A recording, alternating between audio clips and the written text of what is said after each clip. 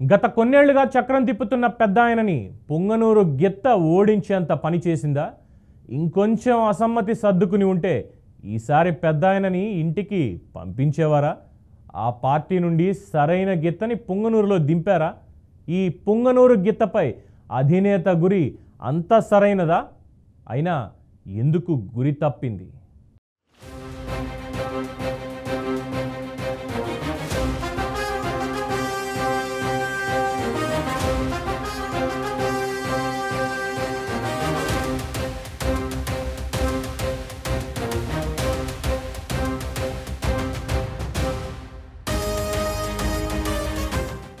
చిత్తూరు జిల్లాలోని 14 నియోజకవర్గాల్లో పొంగనూరు నియోజకవర్గం రాజకీయాలు విచిత్రంగా ఉంటాయి.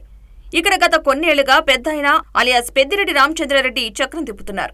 అయితే ఇటీవల జరిగిన ఎన్నికల్లో పొంగనూరు టీడీపీ గిత్త గట్టి పోటీ ఇచ్చినప్పటికీ స్వల్ప మెజార్టీతో పెద్దిరెడ్డి బయటపడ్డారు. ఇంకొంత సమన్వయంతో పనిచేసి ఉంటే పెద్దాయనకు ఓటమి తప్పకపోయేదంటూ ప్రచారం సాగుతోంది. అయితే పొంగనూరులో ఆ పెద్దాయన గెలుపొందడానికి టీడీపీలోని అసమ్మతే కారణం అని నియోజకవర్గానికి చెందిన ప్రజలతో పాటు సొంత పార్టీ నేతలు కూడా బాహాటంగానే చర్చించుకుంటున్నారు.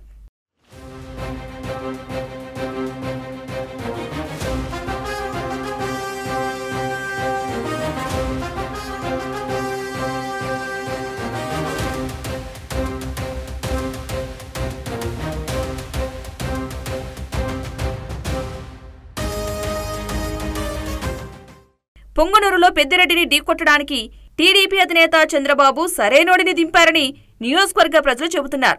వైనాడ్ కుప్పం అంటూ నినాదం ఇచ్చిన జగన్ రెడ్డికి, పెద్దిరెడ్డి రామచంద్రారెడ్డికి చెక్ పెట్టేలా పెద్దిరెడ్డికి సరైనోడని పోటీలో దింపాలనుకున్నారు. గతంలో జరిగిన తప్పులు జరగకుండా ఉండాలని చల్లాబాబు అలియాస్ చల్లా రామచంద్రారెడ్డిని సెలెక్ట్ చేశారు. అయితే చల్లాబాబు అందరి బాగోగుల గురించి ఆలోచిస్తారు. ఎక్కడ సమస్య వచ్చినా నేనున్నానని భరోసా ఇస్తారు. చిన్న వయసులోనే రాజకీయాల్లోకి వచ్చారు. చంద్రబాబు వెన్నంటే ఉంటూ పార్టీకి సుదీర్ఘంగా సేవలందిస్తున్నారు. చల్లా కుటుంబం కూడా ప్రజా సేవలోనే మునిగి తేలింది. తాత తండ్రి కూడా ఎమ్మెల్యేలుగా ప్రజల గుండెల్లో నిలిచిపోయారు. ఆస్తులను అనుచరులను కోల్పోయినా మొక్కవోని ధైర్యంతో రాజకీయాలను వంటబట్టించుకున్నారు. చంద్రబాబు ఎజెండాను భుజాన వేసుకున్నారు. నిత్యం ప్రజల్లో ఉంటారు. ప్రతి గ్రామంలో తిరుగుతూ ఉంటారు. రొంపిచెర్ల మండలం తెలుగుదేశానికి కంచుకోట. రాష్ట్రంలో ఏ పార్టీ అధికారంలో ఉన్నా ఆ మండలంలో తెలుగుదేశం జెండా ఎగరాల్సిందే. చల్లా కుటుంబ సభ్యులు గెలవాల్సిందే. అది తన తాత తన తండ్రి వేసిన పునాదిగా ఉండిపోయింది. ఈ కంచుకోటను బద్దలకొట్టాలని చాలామంది ప్రయత్నించారు. కానీ అక్కడ టీడీపీ ఓడించలేకపోయారు. అయితే చంద్రబాబు చెప్పిన మాట చల్లాకు వేదం. ఆయన చూపిందే మార్గం. ఆయన ఆదేశమే శాసనం అన్న చందంగా వ్యవహరిస్తారు చల్లా. పార్టీ అధికారంలో ఉన్నా లేకపోయినా చల్లా చంద్రబాబును వీడలేదు. పార్టీపైన అభిమానం పోలేదు. అందుకే చంద్రబాబుకు చల్లాపై అంత గురి. ఈ నేపథ్యంలో పెద్దిరెడ్డి ఆగడాలకు ఈసారి ఎలాగైనా చెక్ పెట్టాలని పొంగనూరు గిత్తగా పుడింగిపై బరిలో దింపారు. ఆయన అంచనాలను అందుకునేలా జగన్ రెడ్డికి, పెద్దిరెడ్డికి చల్లాబాబు కూడా వైనాడ్ పొంగనూరు అనే నినాదంతో గట్టి కౌంటర్ ఇచ్చారు.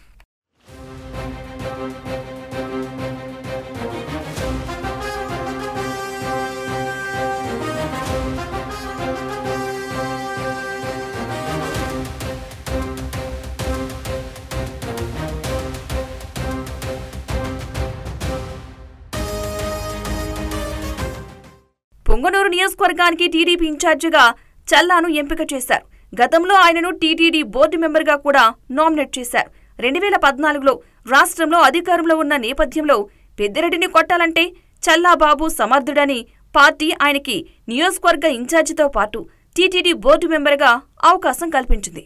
అయితే 2019లో టీడీపీ అధికారం కోల్పోయి వైసీపీ అధికారంలోకి వచ్చింది. పెద్దిరెడ్డి రామచంద్రారెడ్డి మరోసారి గెలిచి జగన్ కేబినెట్లో మంత్రి అయ్యారు. చల్లాబాబు నియోజకవర్గ తెలుగుదేశం పార్టీ ఇన్ఛార్జిగా కొనసాగుతూ కష్టకాలంలో పార్టీని ముందుకు తీసుకొచ్చారు. అయితే గత ఎన్నికల సందర్భంగా పార్టీలో ఉన్న అంతర్గత కుమ్ములాటలు, పార్టీ నేతలను సమన్వయం చేయడంలో విఫలమయ్యారు అనే ఆరోపణలు ఉన్నాయి. ఎన్నో ప్రయోజనాల కోసం ఎన్నో కార్యక్రమాలు చేసినప్పటికీ సరైన మార్క్ గతంలో చూపించలేకపోయారు. అయినప్పటికీ గత ఎన్నికల్లో పెద్దిరెడ్డిని ఓడించేంత పనిచేశారు. చావు తప్పి కన్ను లొట్టపోయినట్టు స్వల్ప మెజార్టీతో పెద్దిరెడ్డి గట్టెక్కారు. అయితే పెద్దిరెడ్డికి ధీటుగా నిలబడి గెలవాలంటే అంత ఆషామాషి విషయం కాదు. అయినప్పటికీ పోటీలో నిలబడిన చల్లాబాబు రాత్రింబవళ్లు కష్టపడ్డారు అనే టాక్ నియోజకవర్గంలో వినిపిస్తోంది.